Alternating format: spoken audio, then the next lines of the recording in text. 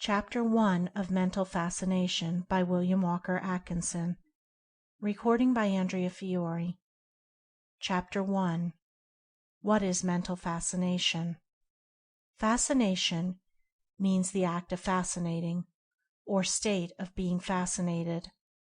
The word fascinate springs from the Latin word fascinare, meaning to enchant, bewitch, charm by eyes or tongue, captivate, attract, etc.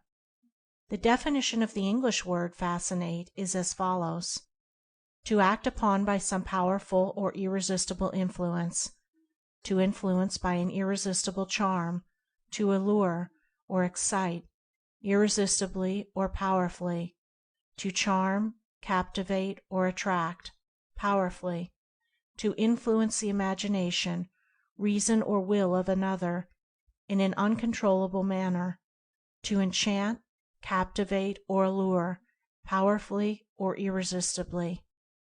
The above definition is condensed from a number of the best dictionaries, and gives the cream of the idea embodied in the word. My definition. In this manual I shall use the term mental fascination in the sense of the action of a mental force that powerfully influences the imagination, desire, or will of another.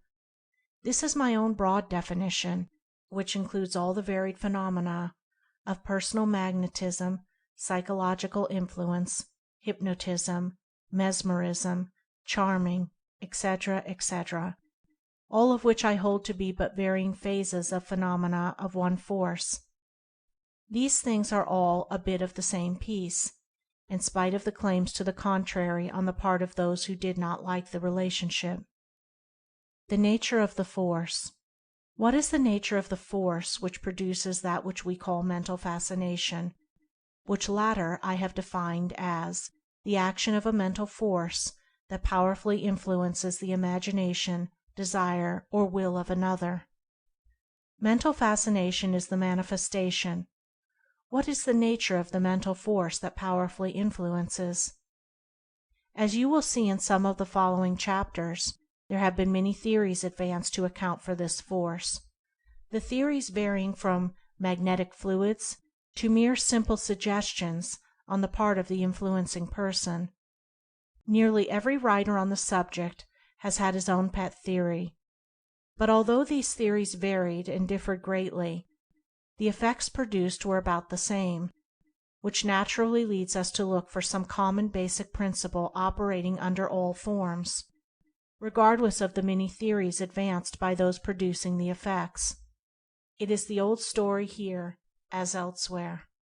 A man finds that he is able to produce certain phenomena by certain methods. He works along practical lines for a time, endeavoring to perfect his methods and increase the variety and effectiveness of the phenomena. When he has advanced along these lines, he begins to look around him for a theory to fit the facts of the case, and here is where he usually makes his mistake. He evolves some fantastic theory, which seems to him to account for the effects produced, and then he endeavors to fit the facts into the theory. If the facts will not so fit in, well, so much worse for the facts, and he either discards the non-conforming facts, or else ignores or denies them. This has been the course of theorists since the beginning.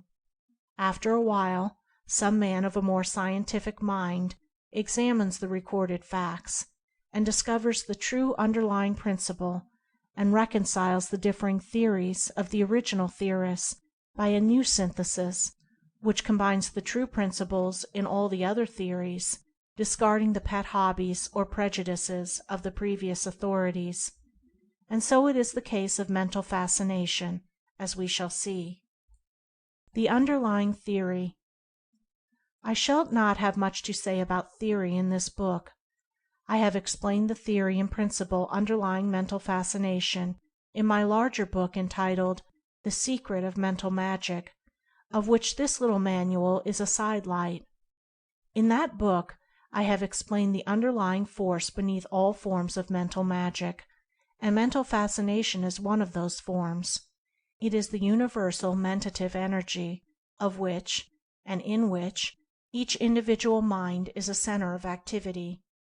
I have also explained that the mentative energy of each individual mind is and may be transmitted from one person to another by means of mentative currents or waves, and that these mentative currents and waves tend to induce in the minds of other persons the emotions or feelings existing in the mental states of the person sending out the waves or currents.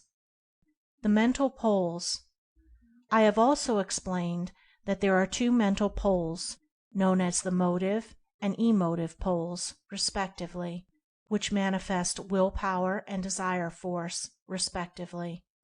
Desire force acts in the direction of drawing, pulling, attracting, luring, coaxing, charming, etc., while will power acts in the direction of compelling, forcing, driving, impelling, commanding, demanding, etc.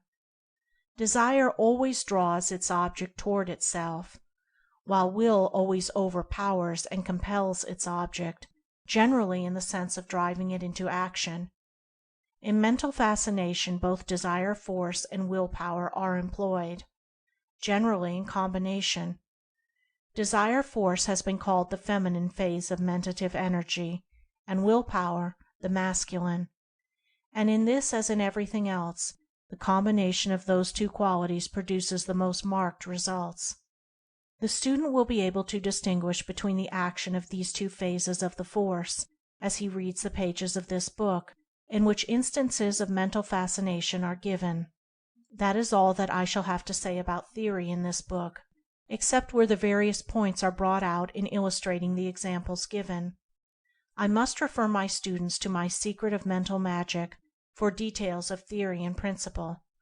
The present book deals with the how rather than the why. End of chapter 1. Recording by Andrea Fiore.